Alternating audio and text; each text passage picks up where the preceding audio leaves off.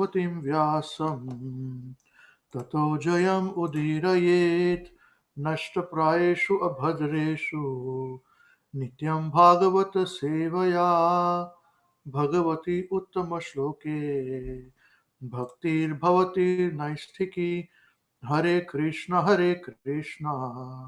Krishna Krishna Hare Hare Hare Rama Rama Rama Hare Hare. Jai Srimad Bhagavad Gita as it is ki jai. Grantaraj Srimad Bhagavatam ki jai. Shri Shri Chaitanya Charitamrita ki jai. Shri Gurudev ki jai. Shri Shananta Koti Vaishnavinda ki jai. Jagat Guru Shri Prabhupada ki jai. Shri Nitai Gaur Chandra Premanande. Hari Hari Bol. Hare Krishna. So how's everybody doing? Everyone's doing all right? Yes? Very nice. Very nice. Good to hear. Good to hear. I cannot see everybody, but if you nod, I cannot see you. If you speak, I can see you. Okay. Anyway, that's good. So today I'm going to speak. We're trying to speak on the subject of the invasion of Aryan theory. Um, I want to hear from any one of you. What have you studied in the school about the Aryan invasion theory? Please show your faces, all of you. Hare Krishna. Sanjay Prabhu has joined Hare, us. Hare Krishna. You're from Kar in Haryana. yes, Prabhuji. I'm outside, yes, Prabhuji, traveling. So, Okay. All the yes, best. Prabhuji. I want to share that what I studied, Prabhuji, in school.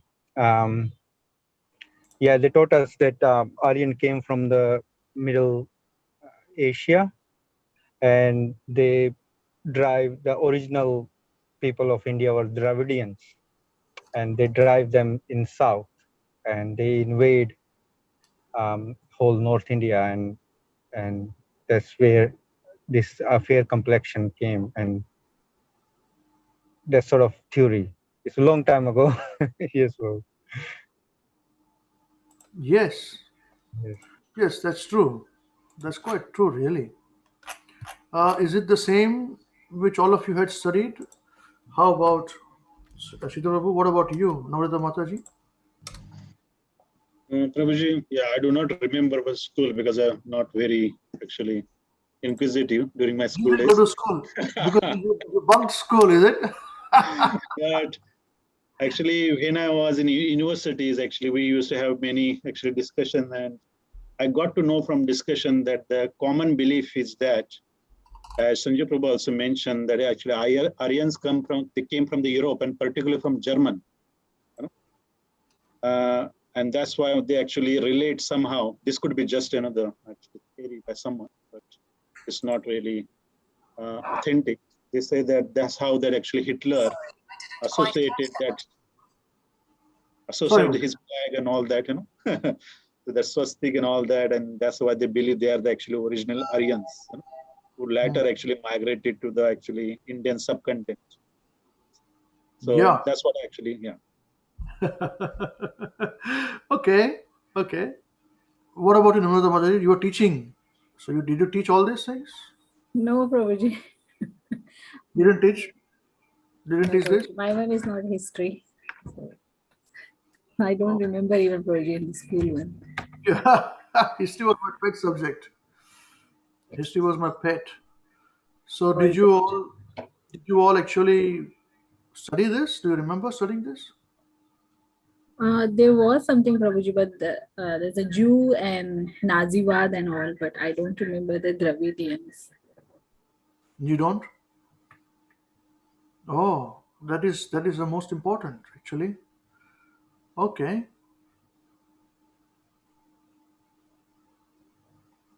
You don't remember at all, huh? No, Prabhuji. Wow. Okay. All right. Okay. What about you youngsters? What about you, Divyanshi? Did you study this in your school? Did it still teach you in the school? What Sanjeev Prabhu mentioned?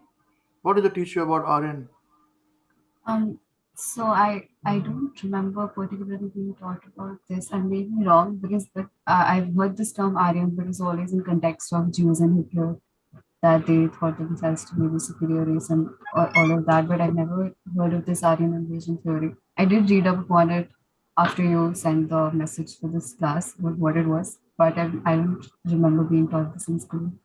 Okay, so you are not studied, you're not taught this in the school? I was surprised. I'm very surprised. Okay, what about you, um, Soumya, Mother Soumya? What do you think? Have you taught this? Is it teaching you in the army school still? College? Whatever. Hare Krishna Prabhuji. No, Prabhuji, not in college. Nothing really. No. In school, I don't remember. I don't remember if they've taught us or not. I don't think they've really taught us in detail. But I just remember reading something on the lines of that what Sanjeev Prabhu has said. Even I'm aware of that much only, that Aryans, they came from Middle Asia. I don't remember from where. And they came and they invaded India, and the Dravidians were there. So they came to South India, and then they invaded the entire of the northern India. So I remember something on the lines of it, but I don't remember very well. Hmm. Wow, wow. Okay, what about you, Parth? Yes, no. Yes, bro. I don't remember reading it in school. Maybe we read, maybe I don't know. But yeah, I did read about it in Jawaharlal Nehru's book, Letters to My Daughter. Like the letters that he used to write from jail to Indira Yeah, Gandhi. yeah, That yeah. he mentions in detail about how Aryans came and everything like that. So I Yeah. remember about it there. Okay, okay. So you read from there. What was the book called? It was a Letters to My Daughter. no, no, no, no. It came out as uh, it was told it came as a book. It was a uh, okay. He was from jail. He wrote all these things. Right, right. Pratyush, have you heard about this Aryan invasion theory? No, Prabhuji. They Nothing have at all. not taught us this in school. Lucky. Only Mughals. Only Mughals, huh? How good Mughals were. Yes. How good they were, huh? They just Yes. killed all the Hindus and Brahmins and all that. Ah. Suchi, Mother, Hare Krishna, have you studied this? An invasion theory? No, Prabhuji. As Pratyush Prabhu said, only Mughals. Only Little bit Mughals. about the Indian kings also. Little bit of Indian kings. Most of the Mughals. Yes, sir. How good they were. What they made. Right. Okay. All right. Let's do some history lesson. We were taught, history was my favorite subject. And I scored, it was my only favorite subject. Everything else I hated. I didn't know why they were.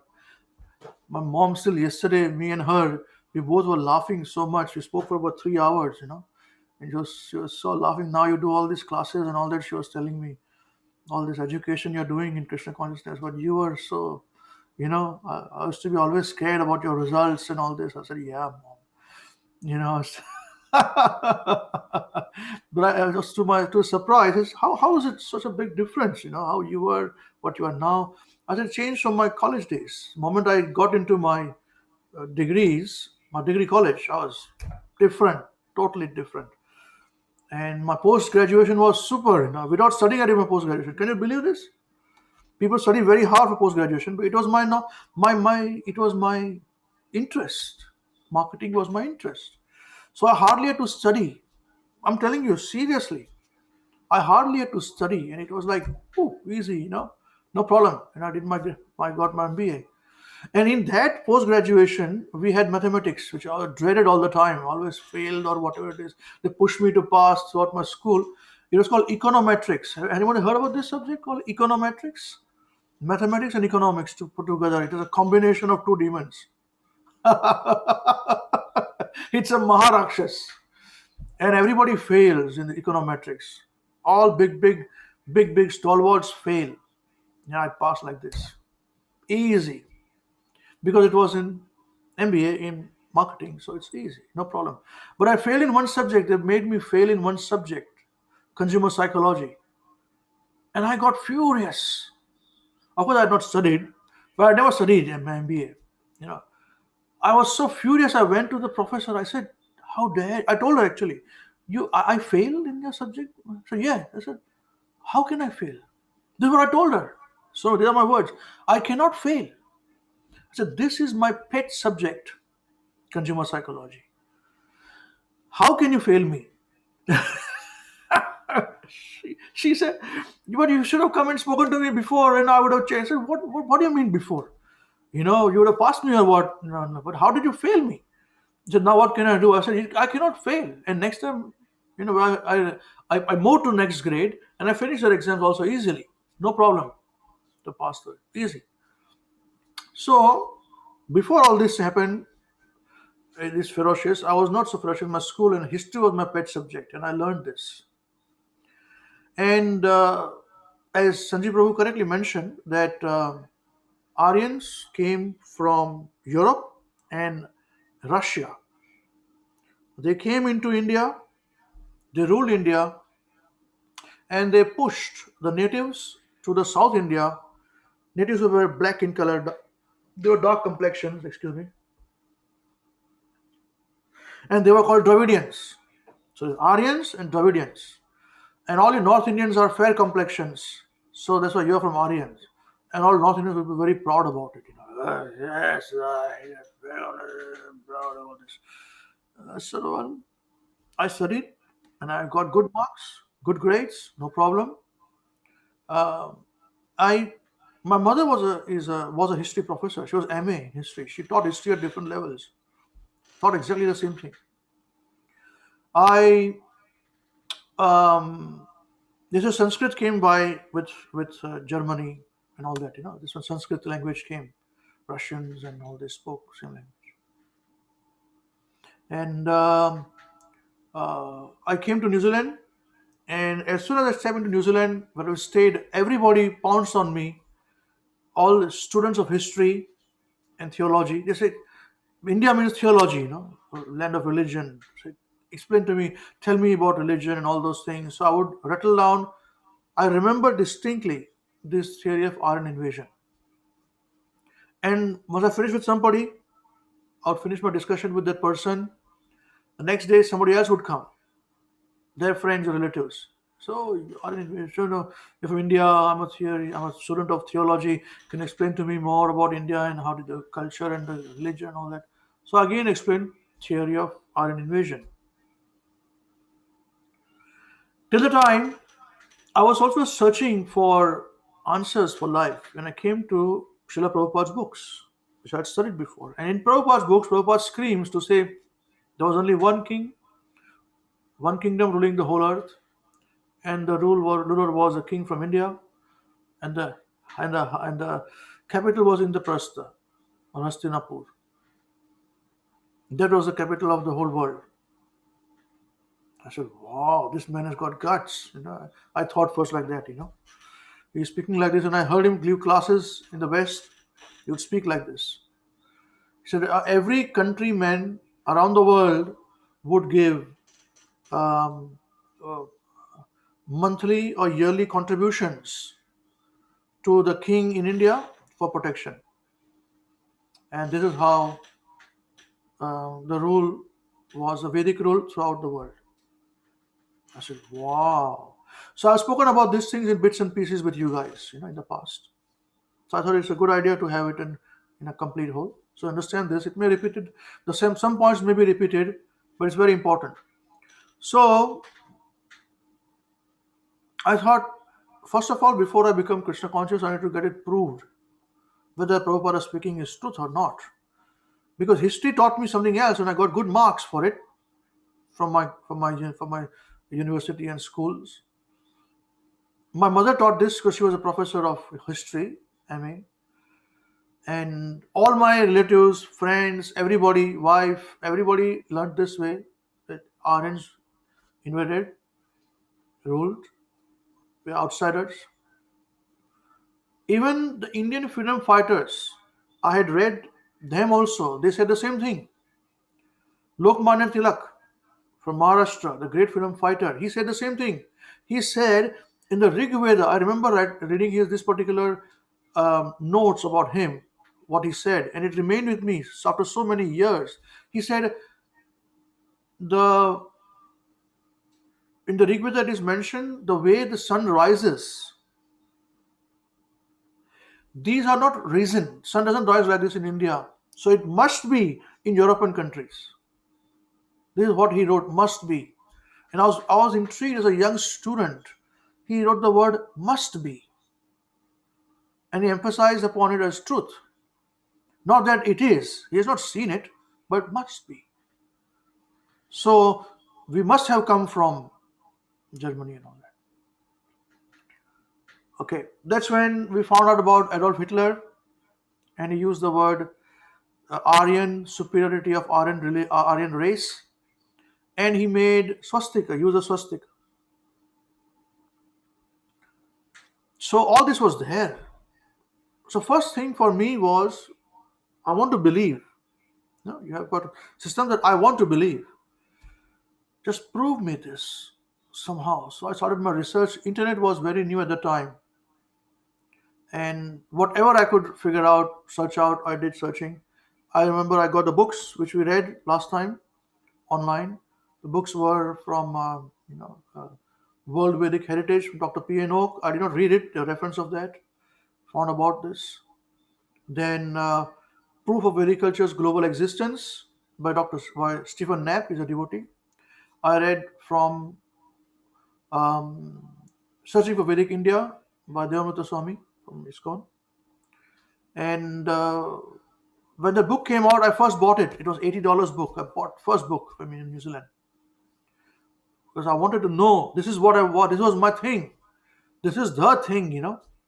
So as we searched, there was information about no, actually there was nothing like Aryan invasion. There's a debate. Then I realized there's a debate going on around the world on Aryans in and Aryans out. And I got in touch with one of Indian researcher. What name I gave? I think I wrote down the name also of his, right? To you guys. He's from South India. Very famous he was. So I wrote to him. I found out about him. I wrote to be communicated. Anyone remembers the name? I didn't know the name.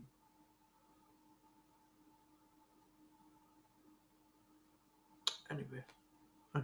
So I wrote to him, communicated. He was the first one to debunk this in India.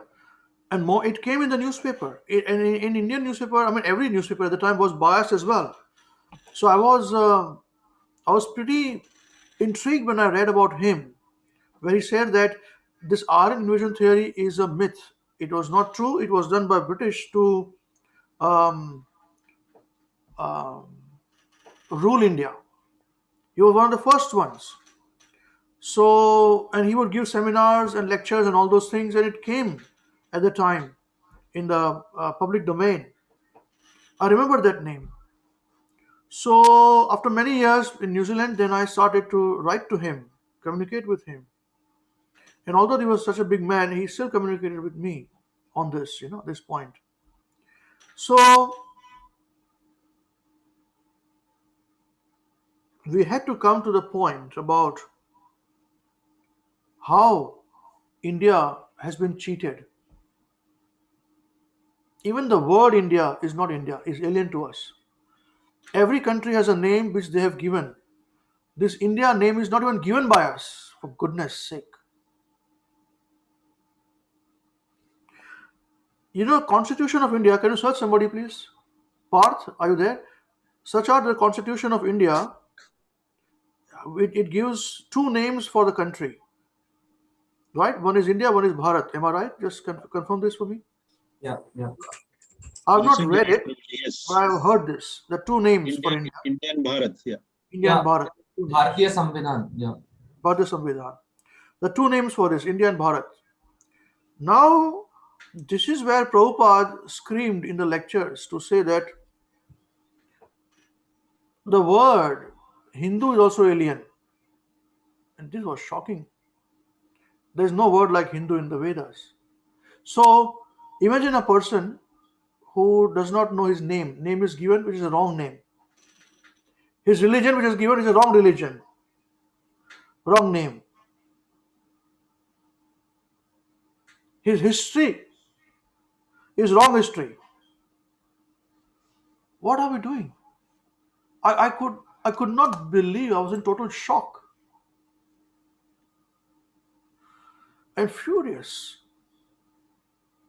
So, first thing to know is that there is no word as Aryan also. There is no Aryan word anywhere in the Vedic literature, any religious text. Srila Prabhupada says the word is Arya, Arya, Arya. Arya meaning a righteous person, man and woman. There's Arya Purush and Arya Stri, who follows Vedic religion and who's righteous. It's called Arya. One who is non-Arya is called Mlecha, means people who are from the Islamic area. There was no Islam at that time, but Turkey and all, in the Western world, they're Mlechas. In India, if you see 5,000 years ago, the reference given, you talk about kings, you talk about so much riches, gold and diamonds and beautiful men, beautiful women. You go 5,000 years, even go to 1,000 years back in Europe, in England or Germany, they're barbarians, poor people. Even if you watch television series, they show the barbarians as poor, they're riding a wooden horse, wooden cart, and all those things. They don't have beautiful. The beauty of India is quite different. We were strong in our culture, religion, philosophy, education. There was no need for people in Bharatvarsh to go out because the whole world was called Bharat. There's another interesting point. Bharat was not only India, so-called map of India, it is whole Bharatvarsh. Before Bharat, the earth was called Ilavrat. And after Bharat Maharaj, son of Rishabh Dev, it was called Bharatvarsh. Now, very interesting. I also asked, how did we got to know the name Bharat? Who's Bharat? So one history teacher told me, no, Bharat was the name of a tribal boy. He was a very strong boy, and he was so strong and became very famous. That's why India is called Bharat. This was the explanation given to me, and genuinely the person gave because genuinely I respect the person.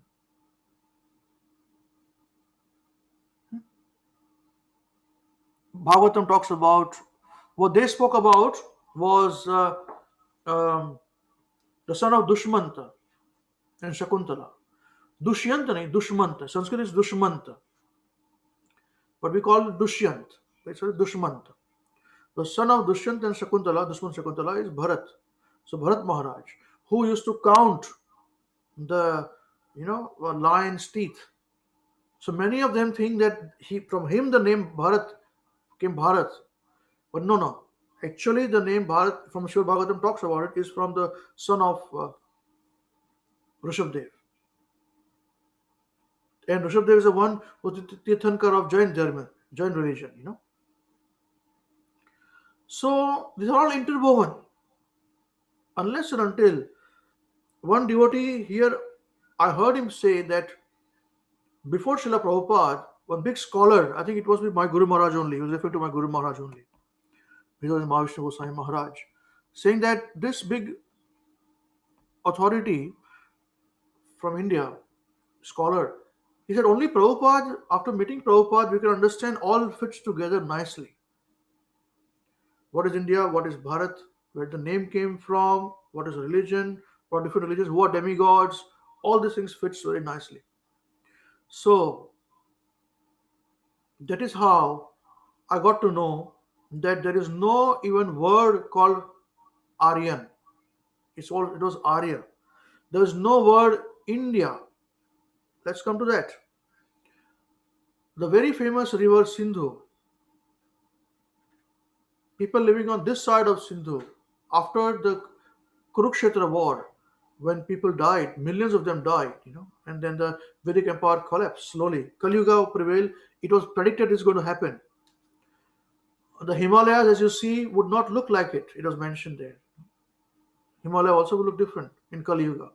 Kali Yuga, it's very degrading. So, with that degradation, those people who followed the Varnashram system,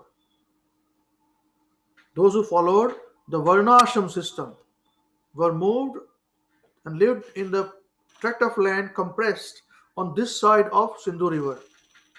So by the time Islam came, Prophet Muhammad, may peace be upon him, came, preached Islam. Lord Jesus Christ appeared, he preached Christianity, and this connection was broken totally. And when they heard about India, about money only, India was all about, still there was so much riches in India. Even now there's so much riches in India. So to conquer India, they had to cross over and came through Hindu Kush mountain ranges and the river Sindhu. It's this Sindhu which they pronounced as Hindu, mispronounced as Hindu. And it is this mispronunciation of Hindu is where the name Hindu has come from today for people living on this side of the land, which are all from India. The word India was given to us by so-called great Alexander. I don't think consider him to be great, but they call him great because he's very great. My foot, whatever it is. So Alexander, he mispronounced India, Sindhu, as Indus. That's how INDUS. That's why we got Indus Valley Civilization. It is this Indus Valley Civilization. That's Indus. The word India came from there. So just see what has happened to us where we don't even know our real name. Where will we find a great strength within us when we don't even know our real name? If I don't know my name, somebody calls me A, somebody calls me B, somebody calls me C, and I'm moving all around. Everybody calling me, and I'm moving all around. How can you have any kind of semblance of intelligence and peace of mind when you cannot have your identity defined? Who's your father? Who's your mother? What is your name? Religion Hindu, there's nothing like religion Hindu. India, there's nothing like India. And now on top of it, they say, oh, you people, you are originally from Europe. You came here. All are fraud. This is how it happened. All these books together, I got my knowledge and I'm sharing this. So when British came to India, they came as traders, as we know, and they started to rule us. With internal politics, they used us and they ruled us. While ruling, they realized that India has got a very, very rich heritage, which is since unlimited time it is continuing. It's a very nice system of Brahmana, Kshatriya, Vaishyas, Shudras, very nicely. Everybody was satisfied, everybody was rich enough, continuing. Brahmanas did not have to work, they worked in charity. Even though they were poor, they were very happy, no problem. All was good.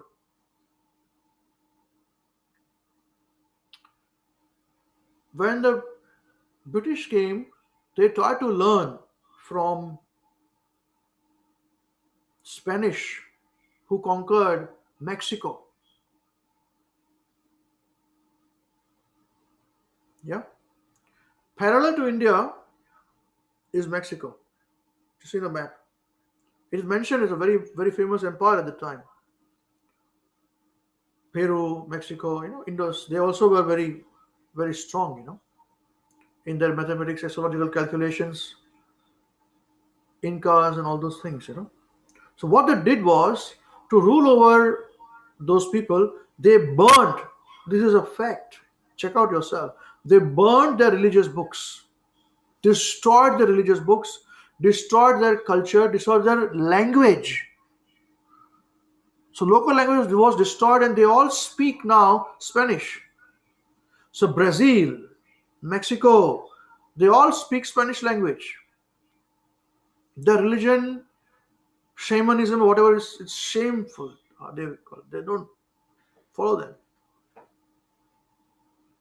Any conqueror, when they come, first thing they will do is they'll destroy a religion, put a new religion. So you lose identity. I remember talking to Maoris, islanders in Pacific Asia, Pacific Islands, in our country here in New Zealand. I said, you should know, when I was to teach meditation, I said, you should find out your religion and practice it. This Christianity is an alien religion to you, imposed upon you. The language is different. Some of them said, yes, that's right, absolutely right. And they'll search out. You see? So what happened was, following the Spanish, the British tried to destroy Indian religion. And the first thing they did was they put beef on the hand grenade. So now you've got a hand grenade which you can pull out, the lock, and throw out 10 seconds, it blasts. Earlier, there was nothing to take it out. You had to pull it out with the teeth. And that's where they put beef. So when they did that in 1857, 1857, great mutiny happened in India. What is the date? Search out by Krishna. Search out the mutiny of India. 1847, I think. Right? Am I right? 57. 57. 1857, yeah. Yeah, 1857. The great mutiny happened with all these British regiments, all were Indians, from Sikh regiment, all kinds. They said, we are not going to touch our mouth with the beef. And they all revolted. In overnight, the revolt happened. It was the first mutiny. It was called mutiny, Indian mutiny. That is when British realized, no. We cannot do this now. We are just few 100,000, 200,000, 400,000 of us, maximum 400,000 of us, and there are millions here. We to control them, we cannot touch religion. So what do? That is when the British East India Company devised the strategy of saying that, yes, let us make Indians in the body brown color, but in their habits, Britishers. Before that, we used to wear dhoti. Now nobody wears dhoti. They said, no, what dhoti was old nonsense. They would put pants and shirts came. They made agriculture was removed. And although India was agriculture, even now it's agricultural country, but there are so many industries were created. So people who were in agriculture nicely satisfied in their Varna Ashram system, once they pull them out and go into industry, their whole work ethics are lost. Skills are lost. They started to live in poverty. And with that, to destroy the religion, they brought in a very famous, he was actually a young man at the time, not famous as famous, German Indologist. They are also called Indologist, by the name Max Muller. The British India Company brought him, and they paid him at that time, I think 10,000 pounds at that time, to study and decipher the Vedas in such a way that the Indians will reject it. Krishna, have you found the reference, please? Can you read out the reference, please? Thank you. Yeah, Hare Krishna. He said in a letter to his wife that I'll just read his quote. I hope I shall finish the work referring to his book, The Sacred Books of the East, 51 volumes. So he says that I hope I shall finish the work. And I feel convinced, even though I will not live to see it, that the edition of mine and the translation of the Veda will hereafter tell to a great extent of the fate of India and on the growth of millions of souls in that country. Now, this is the important point. He says, it is the root of their religion. And to show them what the root is, I feel sure, is the only way of uprooting all that has sprung from it during the last 3,000 years. So he's saying that his translation of the Vedas will uproot our beliefs in the Vedas. So he's essentially doing the antithesis of translating the Vedas. He admits that to his wife. There was also, sorry, if I can say another quote of Max Muller. He also wrote to a friend in 1876 that rather than going to India as a missionary, a Christian missionary, he would opt for a different strategy. So he said, and I quote, he said that I should like to live for 10 years quietly and learn the language of the Indians, try to make friends, and then see whether I was fit to take part in a work by means of which the old mischief of Indian priestcraft could be overthrown and the way opened for the entrance of simple Christian teaching. So his agenda is clearly set, that he's trying to put a Christian lens on our Vedic scripture. And he wrote 51 volumes on it. Hare Krishna. Thank you very much. So we did some hard work. I was in and out today the whole day. So I'm taking help of my son. He was very nicely. I said, make those references, keep it with you, I'll ask you. So working in tandem. Right. So this is what he did, and he did. He brought out 51 volumes of the sacred texts of ancient East, which is the Vedas. And he demeaned the Vedas. He started to ask question where these people who stopped reading Srimad Bhagavatam or Ramayana, they were very busy getting English education and being suspicious about their own religion.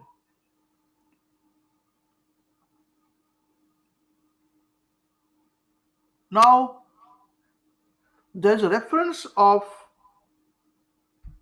a great sage who lived under water for some 50,000 years, under Yamuna at that time, in different age. Today also, we say, what nonsense is this? How can somebody live underwater? He was meditating underwater for 50,000 years. Nobody can live this way. In Mother Yamuna at that time. Okay. Now Yamuna is so dirty nowadays, but still at the time they could live. This skepticism, even now that exists in the minds of young Indians, is the work of that Vedas, which Max Muller has written. Now, how many of you follow some of the conspiracy theories which talks about shape-shifting? People can change their bodies and their faces. How many of you have heard of it? Shapeshifters and all that? Oh, there's a big following on all those things. If you read about this reference about this person, sage in the water, is Saubhuri Muni. Saubhuri Muni, he meditated and he saw two fish, having intimate relationship. He came out and said, I told the king, I want to marry your daughter. And the king, being afraid of saying no to him because he will curse him, he says, my daughter should choose. Indirectly said this way. And he turned himself with his yogic power into a very beautiful man. All his daughters wanted to get married to him then. Shape shifting. Right. And body changing. This existed. I'm not joking. If you follow conspiracy, now it's called conspiracy. Everything is conspiracy.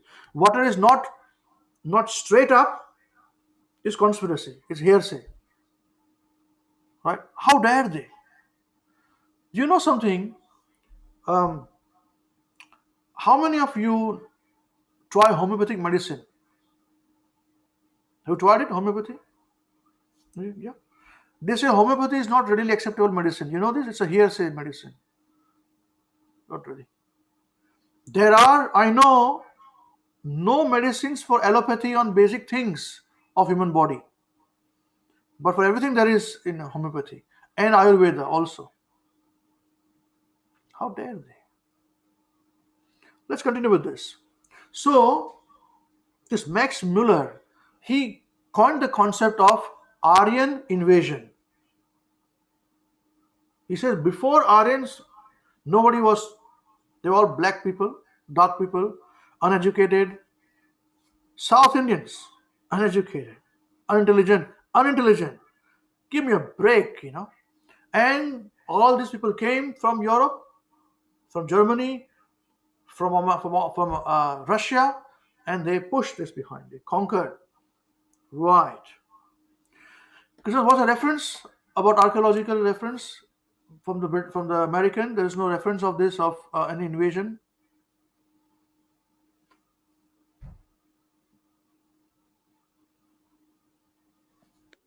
Hare Krishna. So, as mentioned earlier, the finding of the Indus Valley civilization in this 20th century was a breakthrough achievement in Indian archaeology and reclaiming our heritage and our history. Because prior to that, as my father mentioned, the notion was propagated that the Aryan invasion theory, that prior to the Aryans there was no civilization in India that was thriving or that was in progressive in any way. But they found in early 1900s the Indus Valley civilization. I think it's the Harappan civilization. And so there they found that it was a completely booming ecosystem, and they dated it back 4,500 years, which predates the when the Aryans were supposedly invaded India. So there's a lot going on at the moment, even to this day, to reclaim this. So a American archaeologist by the name of Jim Schaefer said this about the Aryan migration theory in relation to archaeology. He said that current archaeological data does not support the existence of an Indo-Aryan or European invasion into South Asia any time in the pre- or proto-historic periods. Instead, it is possible to document archaeologically a series of cultural changes reflecting indigenous cultural developments from prehistoric to historic periods. So in short, he's saying that it's not a migration that happened, but instead it's the thriving nature of the indigenous people. So there was no migration. It was just that through this Indus Valley excavation, they found that instead it was just inherently within India where the civilization was growing. So yeah, that was a nice reference. Yeah, Hare Krishna. Okay, so we saw the word Arya is not Aryan, doesn't exist. It's Arya. Okay, we understood about the name of India. India is also not a name. It's into Sindhu River, became Hindu religion, became Hindustan as a name, and Hindus became India. So we don't have Indian people. Unfortunately, don't have a good name, right name.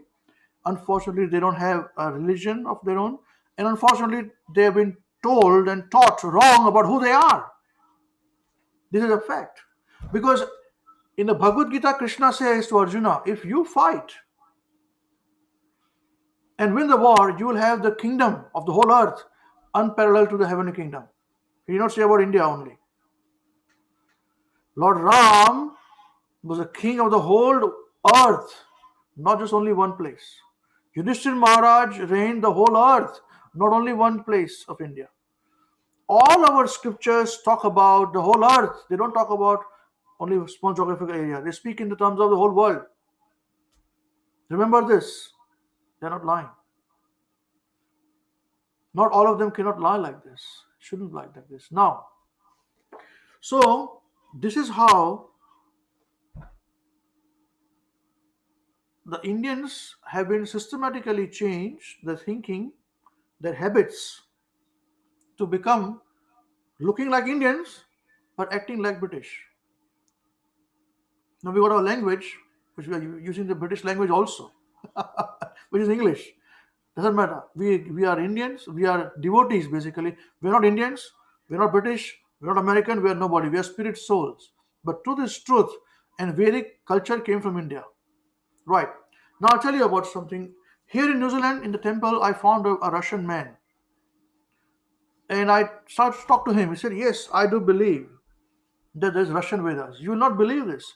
Russia believes there's Russian Vedas, and Indian Vedas have copied from Russian Vedas. I said, "What are you talking about? You really are?" Yeah, Russian Vedas. Search out. You don't believe me? Search out. You'll believe your Google more than me. So no problem. So they have their own concept of Vedas. That's why you'll see the Russian language. When the British came, started to do business with us, and they became dominant power in India, Bharat. So they initially opened up Bharat to the world, to Europe and all that. So the Vedas went out, language went out. So what happened was every European countries and Scandinavian countries, they became very interested in India. They say, what does the British have got their hands on? The language is so rich. The culture is so rich people. 30% of the GDP was coming from India up 5,000, 3,000 years ago. Before that was 100%. Everything was from Bharat. So what happened was they found out even in their language, they were using Sanskrit words and vocabulary. Pratyush, can you look out on Google and say, are you on computer or laptop or mobile phone? Or how are you? Laptop. Your laptop? Okay, search out how do they read numericals in Russian language? What? How? 1, 2, 3. What do they speak?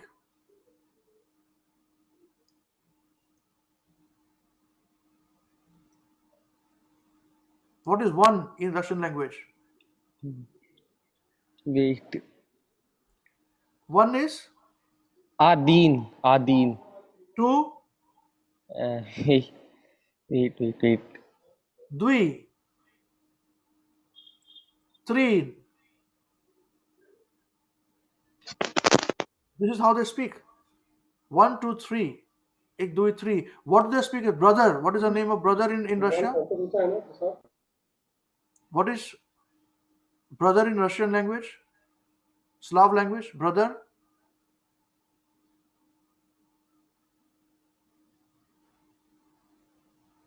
It's brat something. Yeah, you're searching? Brat?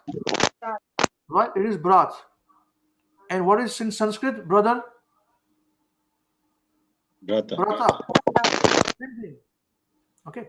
So Germany, Russia, Scandinavian countries, they all fell in love with Indian culture. Now, when the British thought this is not right, how can we allow this? How can we rule them? That's when they closed it, and this Max Muller's theory came in. Now, Max Muller's theory now, today, as we stand now, is rejected by all Indologists that Aryans invaded in India. Okay, there are two sets. One is called Aryan in, other said no, Aryan out. They came from India to the whole world. They ruled the whole world. So Aryan is rejected only in India. Max Muller is there, and you got a Max Muller Bhavan in Bombay. Sorry, Mumbai. Bombay was given by the British.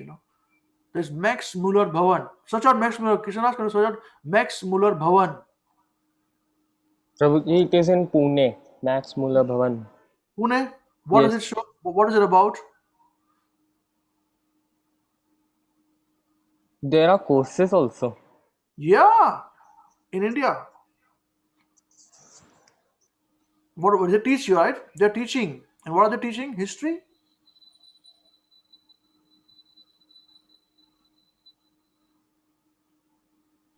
Looks like it's to do with the German language and German culture and stuff, I think. Bhavan? Yeah, I Okay, think so. we're allowed with that. That's okay. I know German culture, not Indian culture. Don't talk about Vedas and all that there. Okay. All right. Okay. So this is how things are. Now I want to share something very different. Now, but before we do that, so far what we're discussing, we spoke nearly for about an hour. Anyone wants to say anything or share anything before we move to the next stage?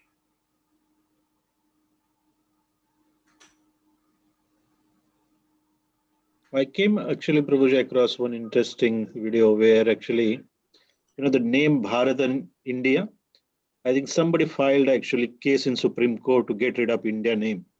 Very And good. yeah, they're saying why we actually accepting the name India, where actually everybody, everywhere, the references comes to the Bharat, and we should actually name the country Bharat. Yes. But actually, Supreme Court rejected that plea, saying that it's a synonymous with the Bharat, and the both names will be used. Yeah, that's right. So that's what happened. You see, one thing in India, the biggest reason why Hinduism is still a dominant religion in India, when British spent millions of dollars and pounds at that time to convert Indians into Christianity. You've got convent schools, colleges, then you've got convent students staying there. What do you call it? Hostels. Okay, you got free medicines, so many churches. Still, only 2.5% of the population is Christian or Catholic. Only 2.5% after all this. Why? Because of this.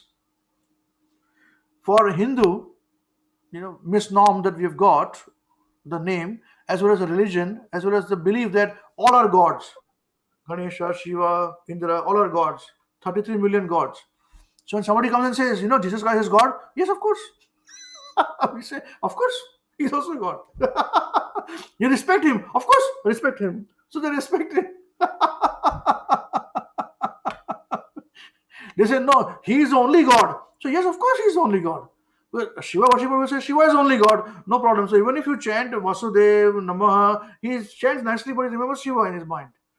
So it is working both ways to Indians, Hindus. So there is a reason why after all this money, they still follow, no problem. Christianity is only 2.5%. So money is going down in drains for them in forceful conversion, And now there is another way of putting it back and all that, bringing people back to the Vedic way of life. Okay. Now let us look at some far out concepts of Vedas, okay? Very far out concepts. Do you know, Krishnadas, what are some of the words that we discussed, please? Just the words, not the references, or mind control and all those.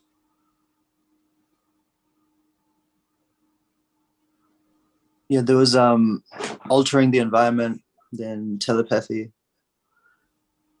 Altering the environment. What are the names there given there? Mind control.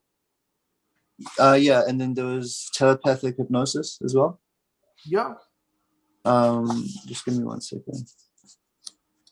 Yeah, take your time.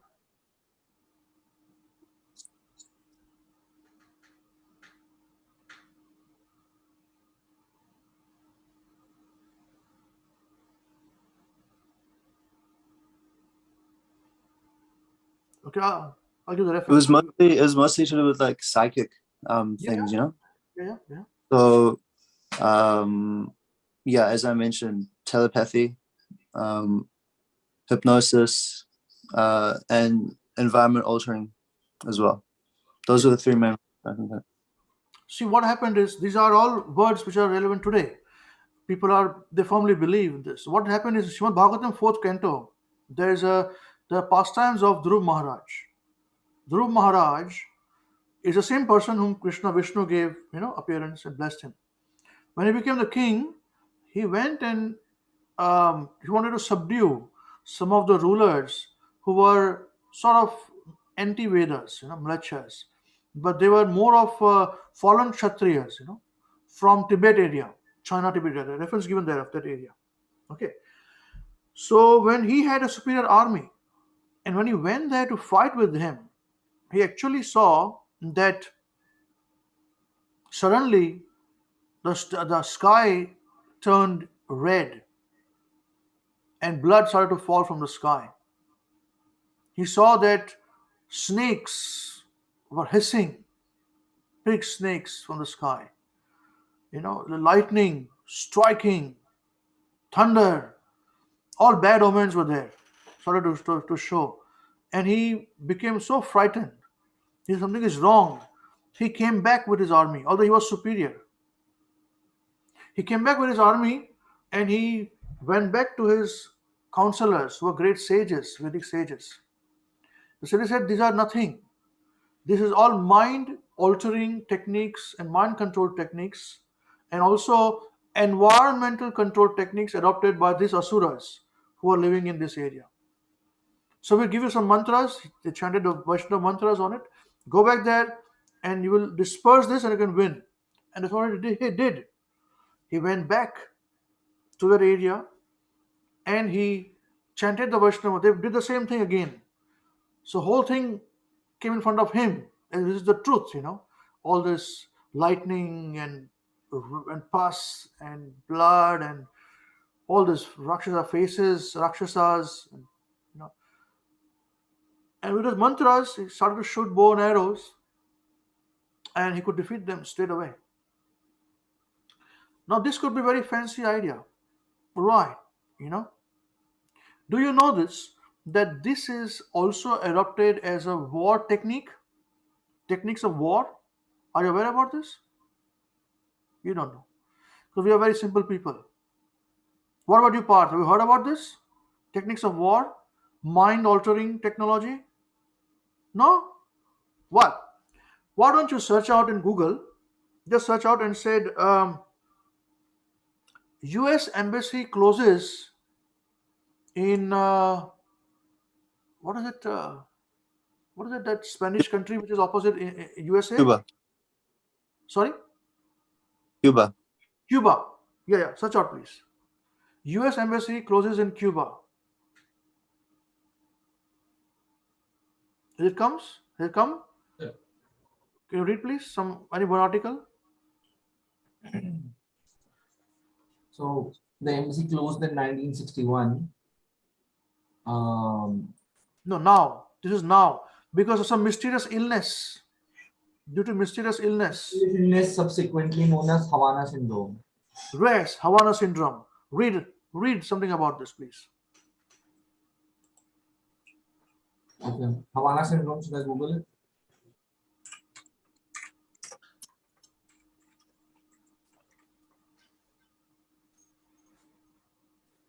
It is one of the most extraordinary cases in the history of science.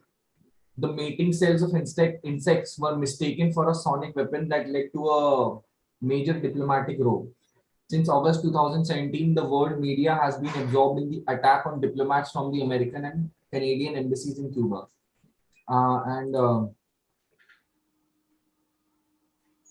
So they're saying that experts believe that Havana syndrome is majorly psychological and that it's to do with psychology. Yep, that's right. That's right. That's exactly what is referring here, Madhuru Maharaj. And this is only one example because this came out. Why did it come out? Because Cuba is against America, USA. So USA are saying Cuba is so bad. They are doing like this against our innocent and embassy people. What happened was, overnight, US embassy staff started to fall sick with mysterious diseases. Overnight, they could not figure out what is going on. They actually had to extract people from the US embassy, and so was a Canada embassy, and they brought them back. They had to close down. They couldn't understand what was going on. They realized it was a psychic or sonic weapon that has been used by the Cubans, right? And that's exactly what we're referring to with Dhruv Maharaj here, right? There are references where this is a fact, right? I told you this is a fact. It's nothing new. This is a fact. I now give you what was used then at that time, which is still today considered conspiracy, because it is used by USA, you see, and the KGB. So it's conspiracy. Against them, it is truth. Right. This is how it is. There is something which is called mind clogging. Okay. Such a mind clogging. It was done by who was the chess champion from USSR? Very famous, Kasparov and Karpov. One of them said that somebody from the audience is using mind clogging technique against me. Is it there? Is it documented in the Google? Just search out. It was documented. I know. I read it.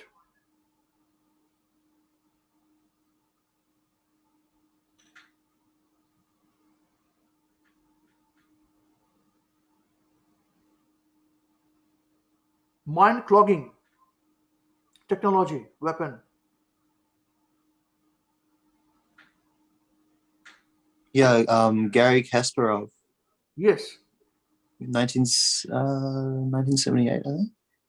Yeah.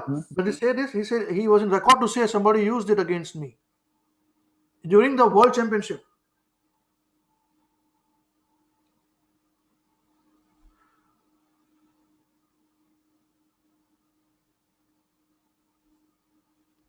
You keep searching. We'll move on. So here, this is where mind clogging technique is used in warfare, in games, in everything. You see, big. Don't be fooled by many things when the presidents of some countries, they don't shake hands with everybody. Do you know this? They don't shake hands with everybody because they can be killed with a poison in the hand. Yeah. They even carry their own stool and urine back with them. I mentioned this to you once, right? It is bits and pieces. So, for example, when Joe Biden comes to India or comes to New Zealand, Joe Biden, before he comes, his hotel or wherever he's going to stay, his diplomats come first. They sanitize the whole area. Sanitize meaning they say, "Oh, we are going to change the toilet seat and the hand washing, the wash basin and all those things to make it pure, make it good and all." No, they want to instill upon their things to ensure the president is safe. And that toilet, his toilet, what he does, Mr. Biden, smelly, dirty man, whatever he does, everybody's done. They carry it and take it back with him in America and dispose it over there. His urine, his brushing, everything, him, his wife, they do it this way. Why? Why do they do this? Because by this, they take it out, they ensure that no secret about his health is known to the enemy territory, because this is what they do. The CIA knew about health of other dictators or the country people. Say, this leader, what's happening? Find out his stool, take out his stool, dissect it, will understand, oh, he's suffering from this problem. So exaggerate it. They eat their own food. Don't be mistaken when they're eating in a big luncheon, people are serving him, so it's common food is eating everybody. No way. His food comes separately with himself. He eats and finishes. And I'm sure the same thing is with Narendra Modi also. He said, I'm a vegetarian. I eat only khichdi. So my cook makes khichdi. So that's clear. This is how it is. There are so many religious leaders in India who have been killed in their food by their own people or outsiders. All right. Now, mind clogging and another concept, I don't know the scientific terminology. It is used even today where they can mind travel, something called. By sitting in one place, they can travel and enter into locked rooms, secure rooms, and find out inside what is going on. There are people who are trained in it. And you thought that Stranger Things is a very, very funny idea, about that girl doing it. It is a fact. This is what happens. And the background is from Srimad Bhagavatam, which we talked about Dhruv Maharaj. He was perfectly fine. He saw all these things. He counteracted it with the mantras to remove all these mind clogging techniques, and he could win. Right. So this is the kind of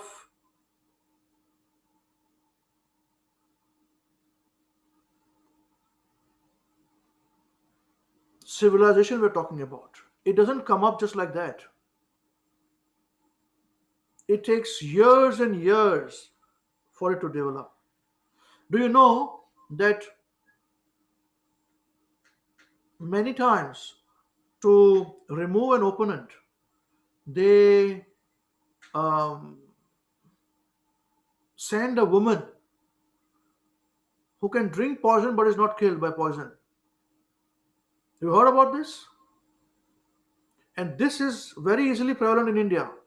Not till very Vedic time. Even 500 years ago also, there used to be Vishakanyas, where the kings in there they would when the girls are born, in their food they would put in little bit of poison in it, small quantity of poisons. So with those poisons, that girl becomes immune to being poisoned. So when she drinks the same poison what she drinks, and that whoever president or prime minister drinks, the prime minister is killed, she is not killed. They're all truth. They're all truth. Okay? So do not be closed. Once you follow the Vedic way of life, you should be very proud about this, especially if you are born in that country from which it originated. You should be skeptics about when you have been told something as to be truth when it is not truth. First of all, we should go back and study our own religion. Study Bhagavad Gita, study Srimad Bhāgavatam, Ramayana, no problem. Mahabharata, it's okay, study that. But Ramayana, Srimad Bhāgavatam, Bhagavad Gita, then Chaitanya Charitamrita, study with this and you will understand how great your heritage is. Today, an average Indian person who's born in Bharat, who still follows Vedic way of life, Hindus, they can trace back their lineage 25, 30 generations ahead. Same bloodline. And where have they come from when the creation took place? Which sage they came from? Bloodline. Who can say this? There is a reason why in some of the temples in India, like in Jagannath Puri, they ask you for the Gotra. And that's why even India's Prime Minister, Indira Gandhi, who married non-Hindu, she was not allowed inside. Even Sonia Gandhi was not allowed inside because you are not Indian. You are from Italy. Not allowed to go inside. She was not allowed. And they couldn't do anything about it. You see? They're very, very particular. They still maintain that sanctity, that purity.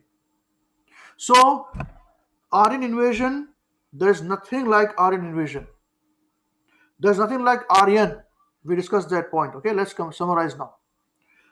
It is called Arya. Arya meaning righteous, a good person, man or woman who follows the Vedic way of life.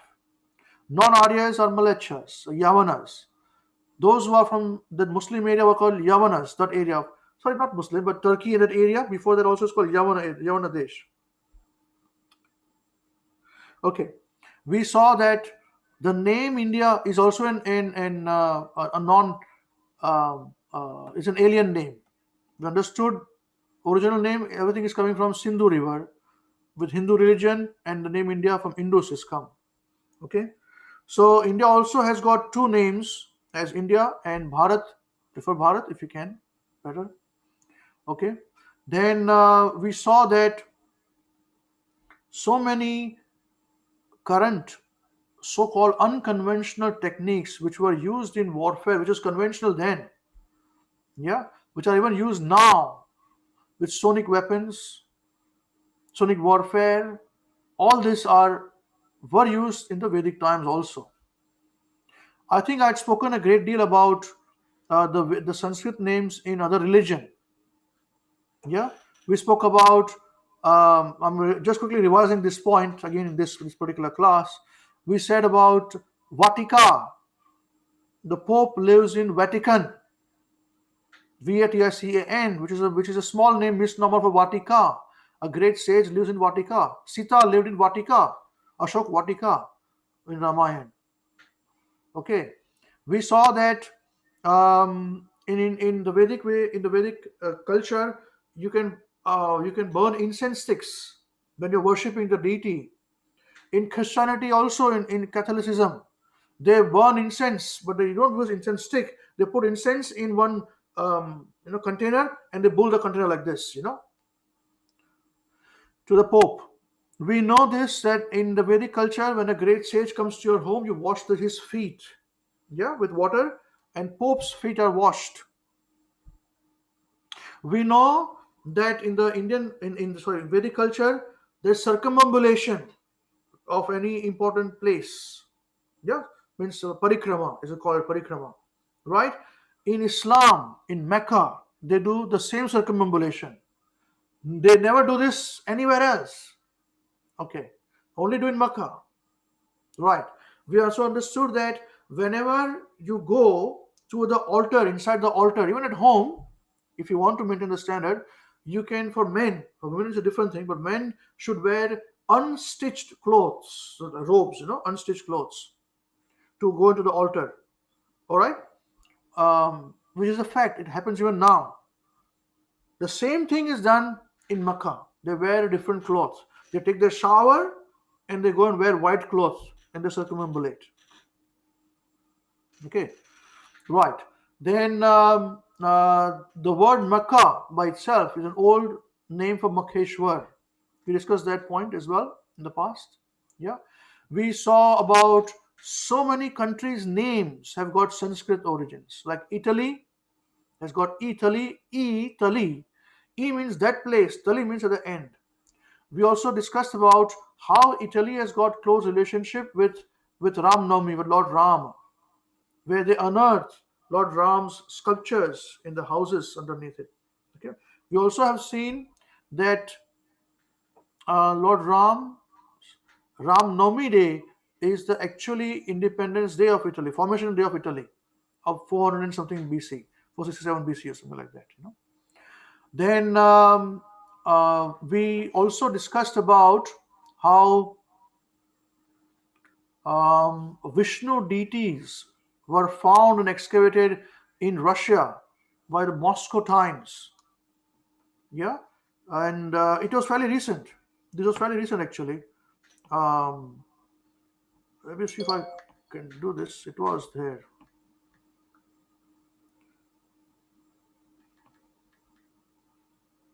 Moscow Times.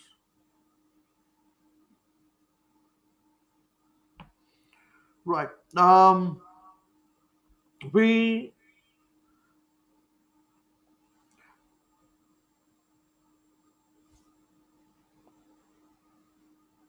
same words are used in the Sanskrit language, are used even in Britain today also. Like for example, we've got Agarkot, Lahokot, Siddhakot.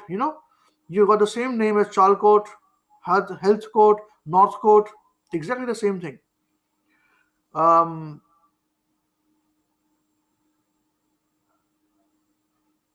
Ashcot, Ascot, Ascot, Ascot.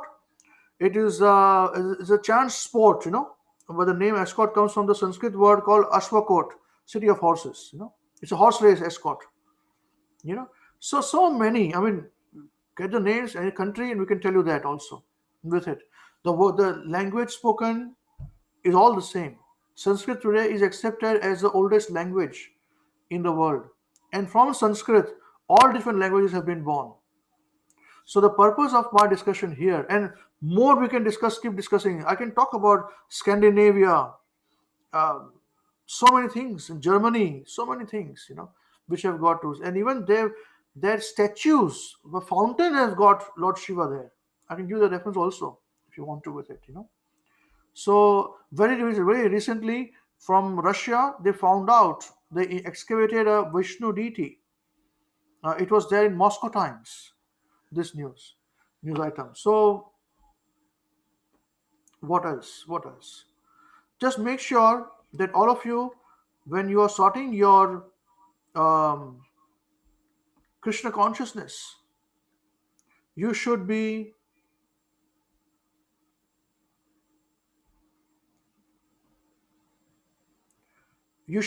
sorting in the right footage. Okay, here it is. Um, this Press Test Trust of India, 2007. An ancient Vishnu deity has been found during excavation in an old village in Russia's Volga region, raising questions about the prevalent view of the origin of ancient Russia. This is Press Test of India. Okay, and it had come, this particular deity and all had come in Moscow times.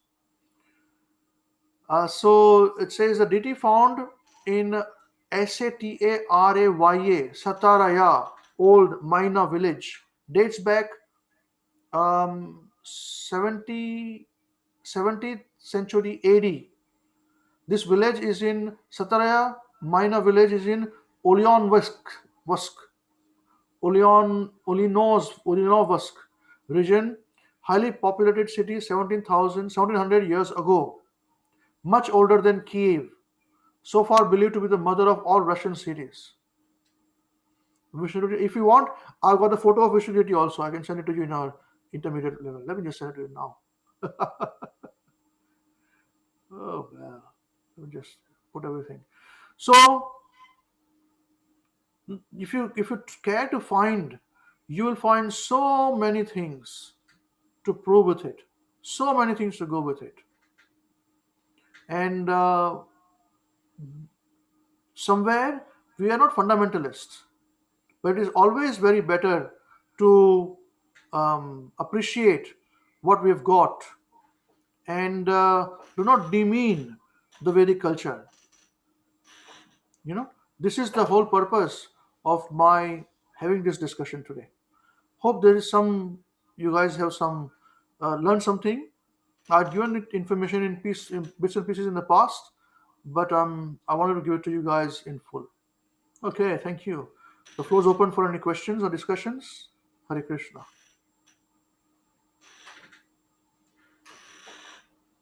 Hare Krishna. Yes. Sorry. Thank you for a very nice class, Roji.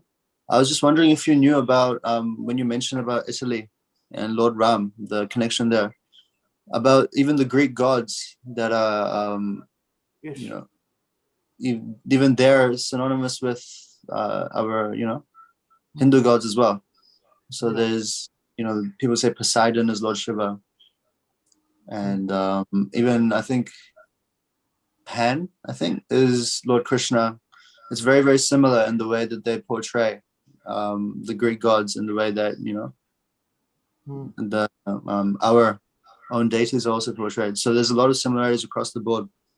And I also think, because we talk quite a lot about it, me and you, about Indian history, but also I think now with the archaeology of India, only really happening since the 20th century, after the British left, because before then it was all just what the British were telling us, or what the colonizers were telling us was the truth. But now with Indian archaeologists looking to reclaim our history, we will see more and more and more that more sites will be dug up, more temples will be excavated.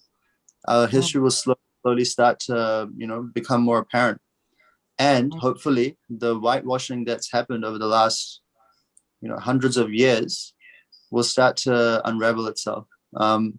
So I think it's for those that are interested in their Indian history and identity, this is a very exciting time, and there are a lot of very famous people in India, Indian scholars, Indian historians, like you said, P.N. Oak, and even his son Nilesh Oak, and there's also Abhijit Chawda. A lot of people that are doing, educating a lot of Indians, a lot of the world about, the true Indian history with reference to scriptures as well. So, yeah, no, very nice. This topic is very, very relevant to all of us.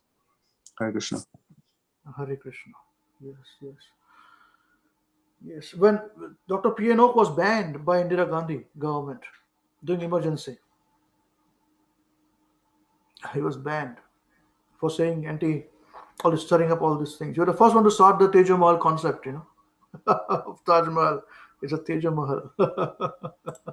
I also laughed at him when I heard for the first time. I was laughing. I said, why? It's a bit far out, Hare Krishna.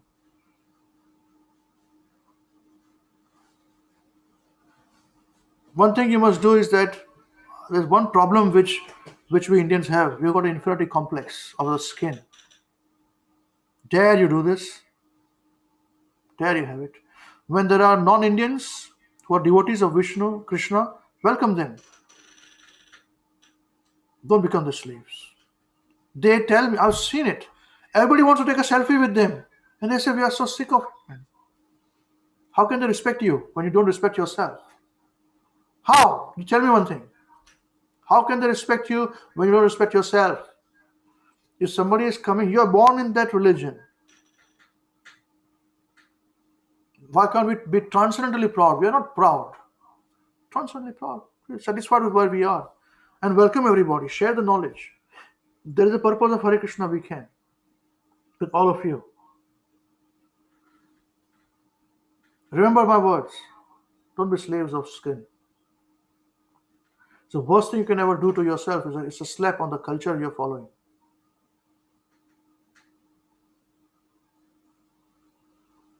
Yeah, we're not snobbish. Not we are rude. We welcome everybody, but don't be slave. Then everybody will be happy. Right.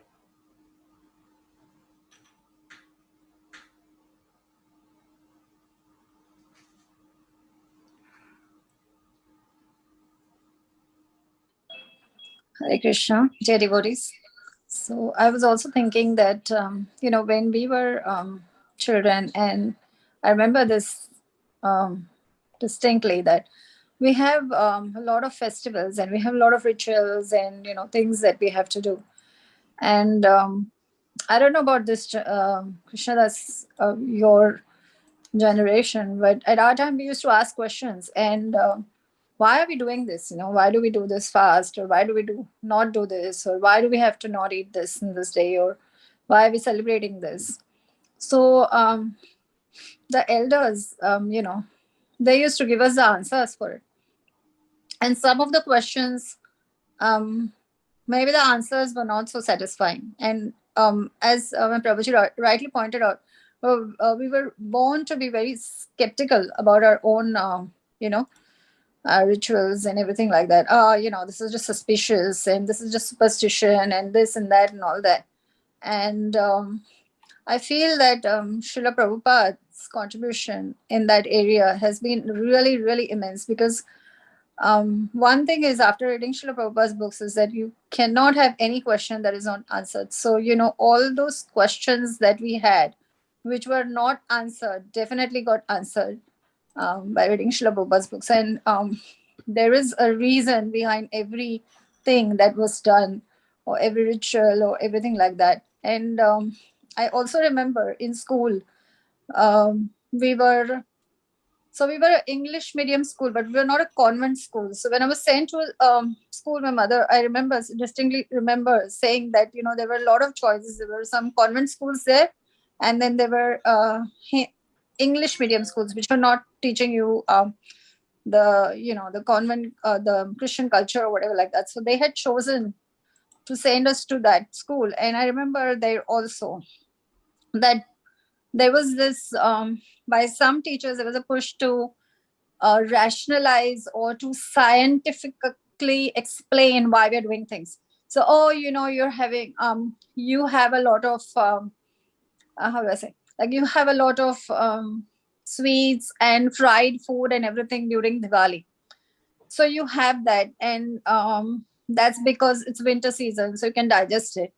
But that's, those kind of reasoning was also trying to be given. And there were a lot of students who were very attracted to that kind of explanation, rather than that actually Diwali is celebrated because Lord Ram, came back to Ayodhya, and that's the reason why we are celebrating Diwali. So yeah, I remember that. And then the kind of the doubt in the mind of students who are young and who are looking for answers is created. So I really feel that it's very important for our young youth to educate themselves correctly and be proud of such a rich heritage, because in the Western world, when I talk to so many people, when you're at work or outside, they actually lack how do I say, they really feel that they wish they had a rich heritage. Some of them who don't know what the heritage is, some of the people don't even know where they've come from or like that, and they're searching for where they have come from, and they appreciate that India is very, very rich in its culture and heritage. So definitely something that we also be proud about. And thanks to Srila Prabhupada for giving us the right mindset to understand these philosophies. Hare Krishna. Thank you. Hare Krishna. Okay, so now before we finish today's discussion, I want to hear, it's very important to me, this particular subject. So I'm making sure that all of you also appreciate what it is there, So can you just quickly tell me, run past one thing which you learned very quickly, please? Or you pick up, or you want to share, or you want to, which was new to you. I know most of it is different information which is given earlier, it's come together, but still, we want to know what hit you most. Let's start with the youngest. Pratyush, what do you think?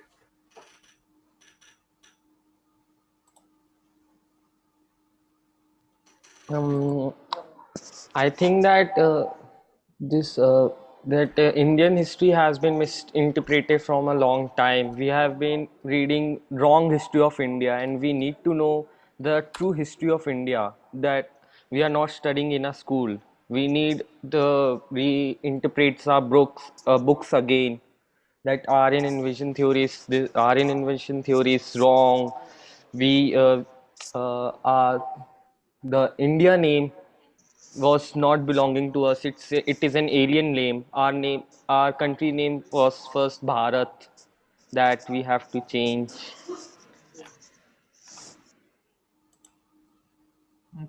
Okay, thank you.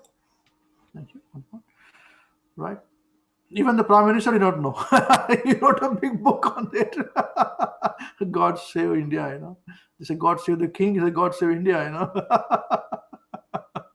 Hare Krishna. Yes, please start. All of you, please. With the beginners program, Suchi is here. Suchi. Yes, Suchi, continue, please. And the intermediate program, please, and the leaders program. One point which you picked up. Hare Krishna. Yeah, there are many points though, which has to be remembered, and there are multiple things that you have given to us about to ponder upon. But a few things. One is, our education system needs to reform correctly. The systems or the history which is taught to us is certainly very self-created, or say like not of a great virtue or value. And one thing which I picked up is like Spanish destroyed their own religion in order to conquer, which was very. They did not destroy their religion; they destroyed their religions of their country in which they conquered. Mexico and yeah.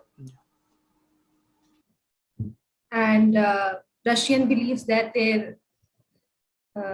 their books are prior to the Indian, or what we say, the Vedic. Yeah, they say Vedas, Russian Vedas. Yeah, Vedas. Yeah, Russian Vedas was first formulated. So it's very unique and different to know and to understand. And then they are sticking to their point very firmly, which is very different. Like, I want to say to the people who stick to their point very firmly. and that they also have their own evidences. Oh, there is no evidence. For that, you should know your evidence. Today we are nicely sleeping. Now wake up. Once you have evidence, you can talk. I have my evidence. I speak to them. Right. When that person told me about Russian Veda, I spoke to him how wrong it is. It's an Indian Veda which comes from India to Russia. You see, this deity I've sent a photograph. They say this is found in Russia, so it's our Russian deities. They say that way. And there are villages found where ashrams were there. Ancient, the other part was given here was ancient Rus. The Rusis, they are sages. Okay. All right, thank you. Soumya, let's start. Intermediate level now, thank you. Hare Krishna, Prabhuji. Prabhuji, I think first of all, I'd start by saying that this is the Aryan invasion theory. I mean, first of all, even with Indian history, so people they don't even know about Indian history. Indians, they don't know about Indian history. They don't even care to know about Indian history. And if I like, even I didn't know. Very few people know about the concept of Aryan invasion theory, or they don't care to know if it is true or if it is not true. If you'll ask someone, then they'll be like, "Acha, ऐसा है क्या? हाँ, तो हुआ होगा. How does it matter?"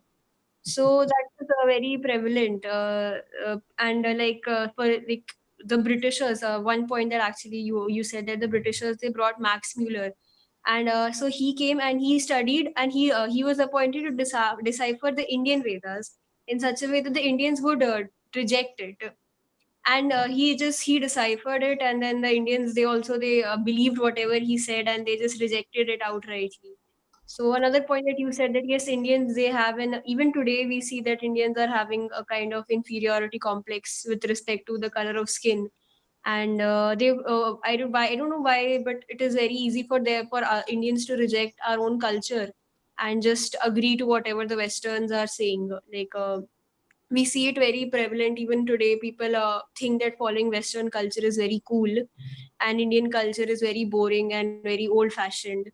So that this thing, it actually we are seeing that over the period of time, it is just going ahead and budhi raha hai. This is not going anywhere. So yeah, this, from what you said today, it's very important to know about our history and the Aryan invasion theory. Even the word India and even Aryan, they are not words. How India is not a proper, it is not what the name that we gave to the country. And even Aryan is not a word, it was actually Arya. So how these things are manipulated in a way, this is all very, this Prabhuji. Yes, so now you all have become beacons of knowledge now, beacons of knowledge. You share the knowledge or bring them here. Jai. Yes, Parth? Yes, Prabhu. Yes, Prabhu, what I picked up was that Srila Prabhupada already gave us Bhagavatam and all these Vedic scriptures, and all of the answers, as Mataji also said, are in our scriptures, and we need to study them first before we study other stuff and other books by other authors. We need to be well versed with our own scriptures. So most Indians are not well versed with their own scriptures, and then when somebody else comes along and tells them what to do and how to do it, they just take it up. They just prefer to have their Bhagavad Gita and a red cloth in front of a temple, but they won't pick it up and read it. But somebody else comes along and says, "Oh, I have read Bhagavad Gita and I know what is there. It is all about war. Krishna is telling Arjun to wage war, so ban Bhagavad Gita." Then they believe it and they're like, "Ha ha, sahi bol raha ho." So that is the culture in India, Prabhu. I think we need to encourage reading our scriptures more. And I think people don't read our scriptures because they think it's mostly myth. And that mentality needs to go away. People think that it's full of some random stories. So, and when we study Bhagavatam, when we actually delve into it, we realize how philosophical, how realistic, how practical it is.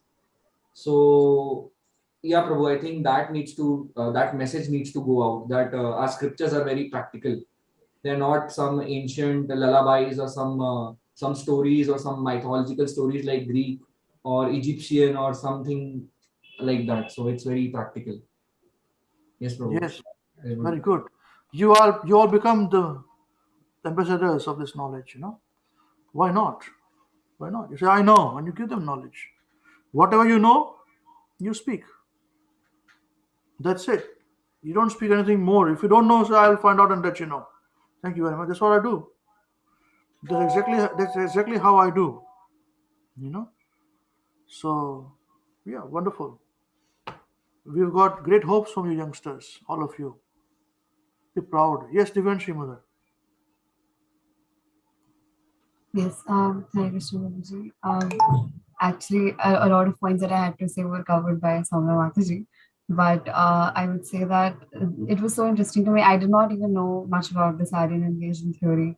And it's so new to me that there is a concept like that, and that, you know, it's being debated upon. And it's so like it's so eye-opening to me that there are so many misleading theories about Indian culture and Indian religion and its roots everywhere, and that people are going around and misinterpreting the culture here. And like the fact that Max Muller wrote those the misinterpretations of the Vedas, and as you know, like you cited the sources as well of him openly admitting to the fact that the prime motive of his visit to India was to misconstrue the Indian Vedas in a way that people would reject it. And that's something that's so baffling. And other than that, I feel like it's so important for us to know the true roots of our culture and our religion, to preserve it, to and to stand up for it, like to, because I feel like a lot of people in our generation specifically are finding all kinds of ways and methods to reject the Indian ways, calling them outdated or conservative or not liberal enough. And that's something that's so like alien to me, that how can people reject their own culture in such a demeaning way, saying that it's not open-minded enough. And it's like we need to really be an example of our own culture of and stand up for it, and be openly protective of it, you know, in a way that people know what, like as you said, that you have to be the beacon of that knowledge, that what Bharat's true roots are, and its culture and what it really stands for. So yeah.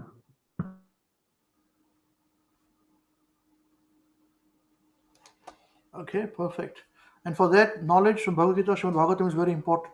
As I say, that without knowledge, we become fanatics. With knowledge, we are not fanatics. I always say that, you know. Very nice. Yes, Krishnadas, you have to say something? Yes, just on the point of Max Muller, the greatest irony is that he never ever visited India, ever.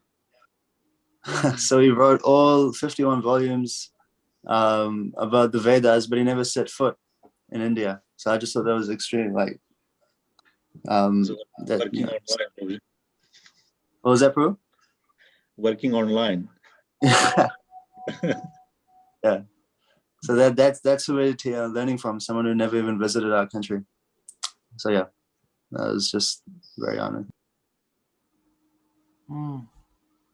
Yes, yes. Okay. Okay. Yes, now from the readers program, what do you have to say? Anything new? Hare Krishna Prabhuji. Yeah, it's good to know that our knowledge is, I mean, everybody knows, but we must respect our scriptures, Vedas, and this knowledge is so rich. So we must forward to our next generation or everyone whom we know. And Srila Prabhupada has given, like Mataji has said, that Srila Prabhupada has given everything. So we must learn that and pass it on to our friends or whoever may be. And also, like we must, as you said, that we must respect ourselves. We should not become slaves. Our knowledge is so powerful, so one must, respect our culture, our knowledge, and not to become slaves for anyone. I mean, we can educate them, we can respect them, but not to become slaves. That is really a very good point, Prabhuji. Hare Krishna. Hare Krishna. Thank you. Hare Krishna. Thank you, Amrish, for such a nice class, actually. So actually, I never believed in Aryan theory, means ever since I heard, because I said if they are actually were coming, actually all those people came from the European countries. I do not see that culture over there, at all. So I never believed it. so this is just actually all the evidence, confirming the facts. But what I learned recently, actually, since I started, actually, when I started coming to classes, I actually read actually book from India. There's a school book which is currently actually been used, and I read about Sri Chaitanya Mahaprabhu. Was it written in the book, and he was actually mentioned as a saint, not actually Supreme Personality of Godhead. And I was actually telling my niece, this is wrong. This is actually Krishna himself. He's the Supreme Personality of Godhead. He's just not a saint. He's much more than that. So I really actually I felt like this is completely wrong. How this can happen in a country? This is our own heritage, and it was actually misrepresented in our own syllabus. So actually, what I learned that actually I do not believe whatever is written in the books anymore. Straight away. And actually, even nowadays, is a big problem is with the Google. So even one of my closest friend, actually, he's very habituated. Actually, everything I tell him, even actually I was having a conversation, he always check my facts on the Google, search and check. I told him that you seem to believe Google more than me, Actually, whatever is written in Google is not true. They actually, people always have hidden agendas and their own theories to forward. So do not believe anything that is written. And even in the history, actually, if you dig deeper, actually, normally history is written by those who win the wars or, who are there, actually. So truth is never been told.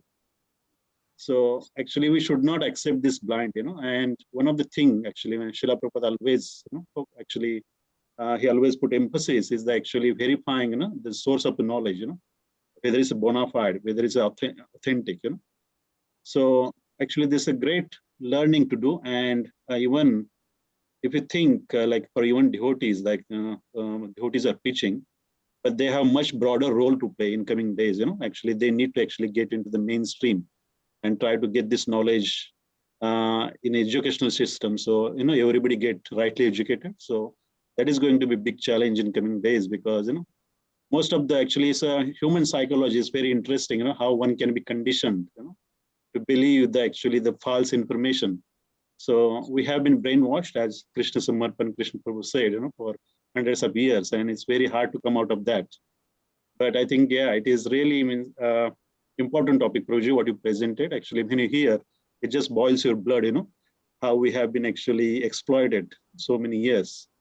But its good thing is actually Vedic culture is still prevailing in India. And that is actually just the mercy of Krishna, we're still there and now it's expanding because of actually Srila Prabhupada and all the devotees. So thank you, Prabhuji, for a wonderful presentation and all the information. Thank you. Very nice. Very nice. I was bowling as well. And now my idea was to make everybody boil who comes to contact with me. When you're boiling, it will change, It will change the world. Let fire to the world with knowledge. Don't put fire. We're not fanatics or terrorists. With knowledge, we fire. Jai. Very nice.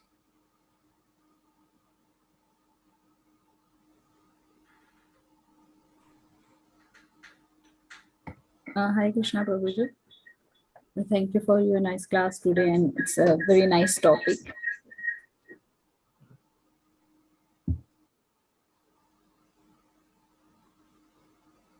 So, Prabhuji, I agree. My realization is same as Park Prabhuji. That's our scriptures are really practical. So I remember like being brought up in the Jain families. I remember that our grandparents and all, they used to have their dinner before the sunset. Still my Prabhuji's parents does that. They have the dinner before the sunset. And then I used to ask that why it's like that. So the olden days, there was no light. So they used to have the lamps, and then the insect used to come together there, and then they should not fall into the food. And it's like hinsa. So you should not have, and then it also helped to keep your health is good. You know, nowadays, all the nutritionists, whoever they are always telling to the people, doctors and all, that have your dinner earlier than before. Yeah. So it's like, so we have everything like that. And then some of the Jain peoples, they put the mask before they go to the temple. And now everybody is wearing the mask due to the COVID. So it's really practical a thing. And then we don't understand us when I was child that I was like ignored many times, like, oh, they will say like that, you know, like that. But now I can understand how important it was, and wow, what is the meaning behind all those things. So that's I thought this is relevant to the today's topic, so I shared. Hare Krishna. Thank you, Prabhuji. Hare Krishna. So now we wear masks to protect ourselves, but you wear masks to protect other living beings. There's a difference, consciousness difference.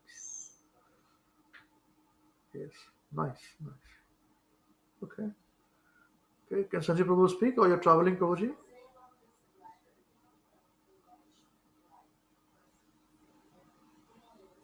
Probably he's traveling. Hare Krishna, Prabhuji. Yes, I'm out. Yeah, traveling. Yes, would you like to say something, or can you say, or? Yes, there was, yeah, first of all, thank you very much for your nice class, Prabhuji. And yes, I think you always, I remember, you always told me that this is our dharohar and be proud of it. And I still remember your words that you stressed on that part, that never ashamed on that. And because of the wrong education and the falsifying history facts and all that, I sometimes I think that I'm born here where Bhagavad Gita has been spoken, and never. And when I came to New Zealand, I studied Bhagavad Gita when I'm in New Zealand, not in the place where it's spoken. So how ironically is this, you know? So yes, probably that's very much. It needs to be spread everywhere. True knowledge, and as you rightly said that Hare Krishna weekend for that. So thank you very much for that. All the best. To learn this, you have to come to New Zealand and come and touch with Hare Krishna weekend, not in India. Hare Krishna. Yes, Dolly Mataji, can you just speak? She's at work. She's busy.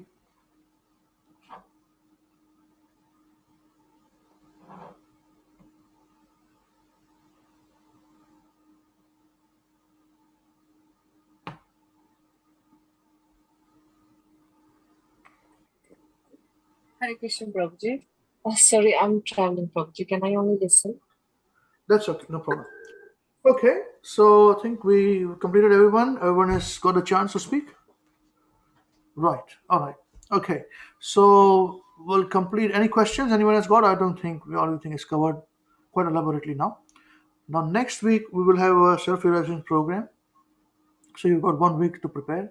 So prepare nicely, and we'll see you next week, same place, same time. Now, whose turn is it to sing Maharaj today?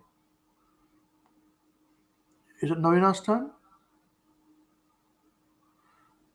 Yes, She always Prabhuji. fools me. It's your turn? Sure, Navina? Yes. Don't keep We fooling can't me see all you. the time. Sorry? I can see her. Now she is. Here she is. Okay. You're feeling cold, Navina. It's very cold, isn't it? It is. Good. Let's start now. 1, 2, 3, start. Maharaj, please hear us. Maharaj, please hear us. We have learned some real good stuff. We have learned some real good stuff.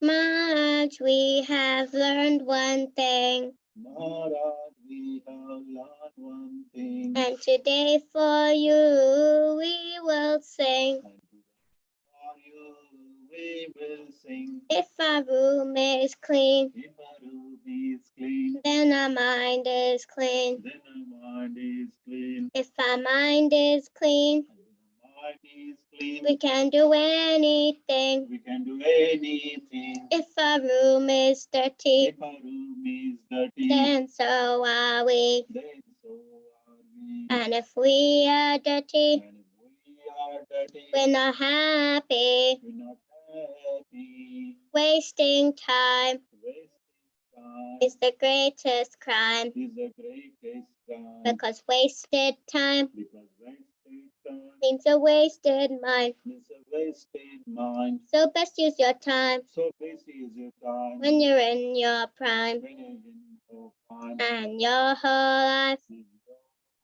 will be sublime.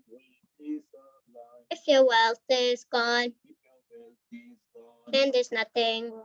then there's nothing wrong. But if your health is gone, Health is gone. that's a different song. That's a different song. But if your character dies, But if the character dies, then the world will cry. then the world will cry. Only saintly behavior Behavior lets humanity die. lets humanity die. Hare Krishna, Hare Krishna, Krishna Krishna, Hare Hare, Hare Rama, Hare Rama, Rama Rama, Hare Hare. Hare Krishna, Hare Krishna, Krishna Krishna, Hare Hare, Hare Rama, Hare Rama, Rama Rama, Hare Hare. We must always remember We Krishna must always remember Krishna and never forget him too. and never forget him too. But how are we to practice this with so many things to do? But how are we to practice this with so many things to do? That is the greatest question. That is the greatest question. And here is the greatest clue. And here is the greatest clue. You must learn to work so nicely that Krishna remembers you. You must work so nicely that Krishna remembers you. So listen very closely So listen very closely and make your thinking sharp. and make your thinking sharp. Let's learn how we can live and work so Krishna won't depart. Let's learn how we can live and work so Krishna won't depart. It is better to live to work. If something's due tomorrow, If something's due tomorrow, finish it today. finish it today. And whatever's due today, And whatever's due today, do it now, don't delay. do it now, don't delay. Your friends might be lazy Friends might be lazy or doing bad things, or doing bad things, but if you think again, but you think again, don't follow them. No, don't say if. Don't say if. But if you think no. But don't think again. Say that. But don't think again, but don't think again, don't follow them, don't follow them, and you will win the end. and you will win in the end. Whatever work we given, Whatever work we given, we do our very best. we do our very best. We only live with what we need and give Krishna the rest. We only live with what we need and give Krishna the rest. This is how to live, to work, and to play. You learn to live this way, we'll say Krishna every day. This is what we learn to live this way. We see Krishna every day. And when our time is up, he'll take us up above. We sing and dance with him with our hearts full of love.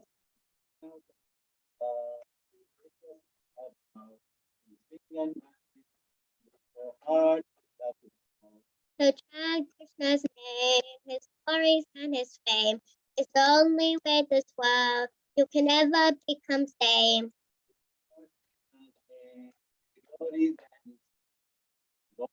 The way this world will ever become sane. Say will ever become sane. Not you can ever become sane. Say will ever become sane. Will ever become sane. Will ever become sane. Sane. Not you can ever become sane. This is this only way this world can ever become sane. The only way this world will ever To chant become Krishna's sane. names, His glories and His fame. It's the only way this world will ever become sane.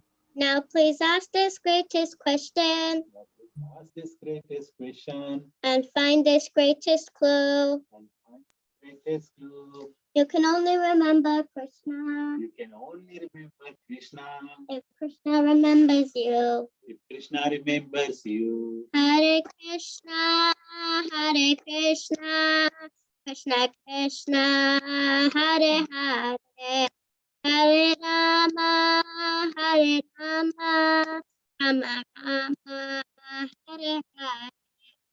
Hare Krishna, Hare Krishna, Krishna, Hare Hare, Hare Rama, Hare Rama, Rama, Hare Hare. Jai. His Holiness Srila Mahavishnu Goswami Maharaj Srila Gurudev ki Jai. Jai. Jagat Guru Srila Prabhupada ki Jai. Jai. Shananta Koti Vaishnavinda ki Jai. Shishinitai Gaur Chandra Prem Anande Hari Hari Bol. Namo Vishnupadaya Krishna Pastaya Bhutale Srimati Mahavishnu Goswamini Namine. Namo Om Vishnupadaya Krishna Pastaya Bhutale Srimati Bhakti Vedanta Swaminiti Namine. Namaste Saraswati Devi Gomani Prachayana Nivishesh Sundari Prachayana Sarine. Hare Krishna. You can all sing this last prayers, for everybody to sing together. Hare Krishna. So, with this we conclude today's program. We will see you next week, same place, same time.